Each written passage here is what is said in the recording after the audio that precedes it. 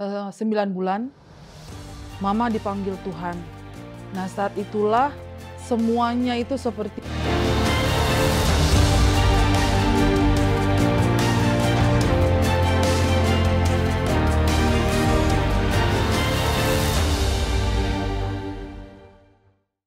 Shalom pemirsa, nama saya Hertina Silalahi.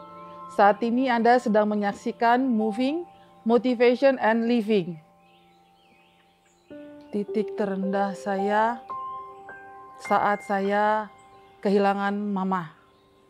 Pada waktu itu anak saya masih berusia 9 bulan. Mama dipanggil Tuhan. Nah, saat itulah semuanya itu seperti runtuh ya.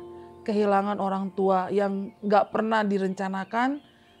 Padahal saya berharap mama saya bisa mendampingi saya. Karena pada waktu itu adalah masa-masa saya sangat-sangat terpukul sekali, jatuh semuanya.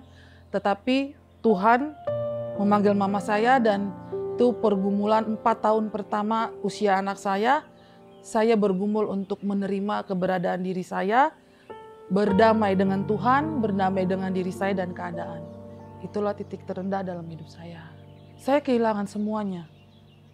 Masa depan, harapan saya, lalu anak yang saya dapatkan, yang Tuhan berikan kepada saya, di situ anak saya tidak memiliki seorang ayah. Dan dimanapun ya anak di dunia ini tidak mungkin gitu loh, tidak mau kehidupannya seperti itu. Saya tidak pernah bercita-cita atau berharap bahwa saya akan mempunyai keluarga yang seperti ini gitu loh. Itulah yang membuat saya tuh sangat membenci diri saya gitu, hampir membenci Tuhan. Saat anak saya usia 4 tahun, Tuhan kasih saya kesempatan untuk melanjutkan kembali kuliah. Saya kuliah membawa anak saya berusia 4 tahun sampai anak saya berusia 9 tahun. Saya selesaikan perkuliahan saya di salah satu sekolah teologi. Lalu di situ proses awal dari kehidupan saya, di mana saya harus menjaga anak, harus berbagi, harus mencari uang juga untuk kehidupannya anak saya, dan kami hanya berdua. Nah, di situ saya berusaha untuk sabar, untuk tidak marah, tapi nggak segampang saya berbicara saat ini. Saya ingat sekali waktu itu, setiap hari pekerjaan saya hanya mengutuki orang saja. Perkataan-perkataan saya sangat perkataan yang tidak baik atau membenci, bahkan mengutuk diri saya sendiri. Tapi beriring dengan waktu, yang saya tahu Tuhan sayang sama saya. Tuhan mengasihi saya paham bahwa hidup saya berharga di dalam Tuhan, dan disitulah saya mengikuti prosesnya Tuhan. Dari saya harus tenangkan diri saya harus membesarkan anak saya, menerima dia 100%, saya tetap harus menyelesaikan perkuliahan saya lanjutkan pelayanan saya dengan keberadaan diri saya ini. Semuanya harus tunduk. Tuhan hanya membisikkan di hati dan pikiran saya, taat. Sampai hari ini, itulah yang selalu saya ingatkan dalam diri saya, taat dan taat. Taat untuk tetap ada dalam keadaan yang memaksa diri dalam keadaan yang benar. Walaupun itu nggak gampang ya, saya bisa bicara hari ini karena proses itu. Karena memang Tuhan sayang sama saya, dan rasa sayangnya Tuhan itu saya terasa.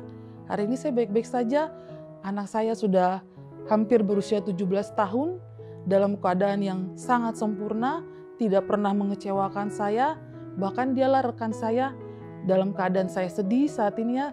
Jadi saya sudah merasa bahwa kasihnya Tuhan itu sudah sempurna untuk saya.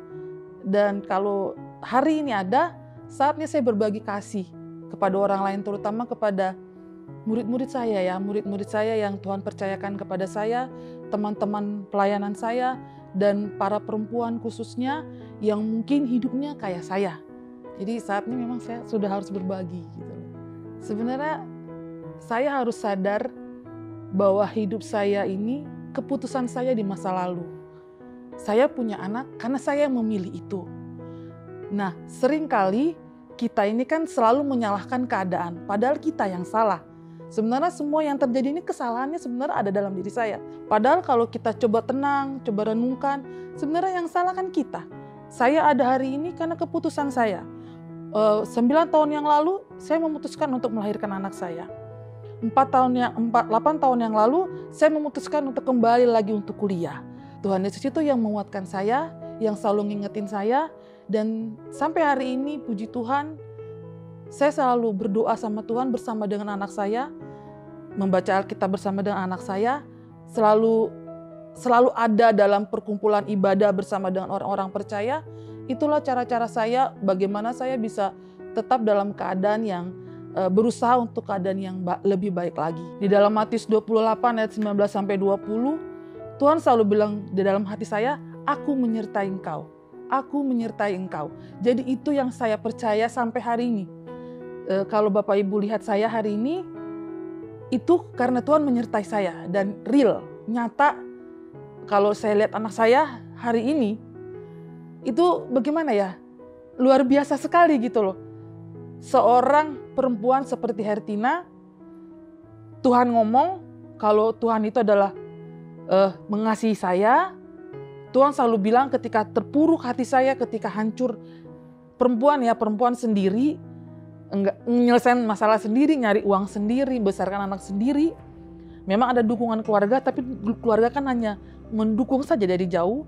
Saya harus nangis sendiri di rumah kalau uangnya habis gitu kan. Tetapi puji Tuhan, anak saya ada sampai hari ini bersekolah, tidak pernah putus sekolah, juga pakaiannya lengkap, bisa jajan, bisa makan enak, itu semua karena Tuhan bilang, Tuhan menyertai saya, menyertai kami. Selalu terbayang sampai hari ini, aku menyertai engkau sampai kepada akhir zaman. Dan itulah ayat yang selalu saya pegang, saya yakin sampai saya kembali ke Tuhan juga, Tuhan pasti akan menyertai saya.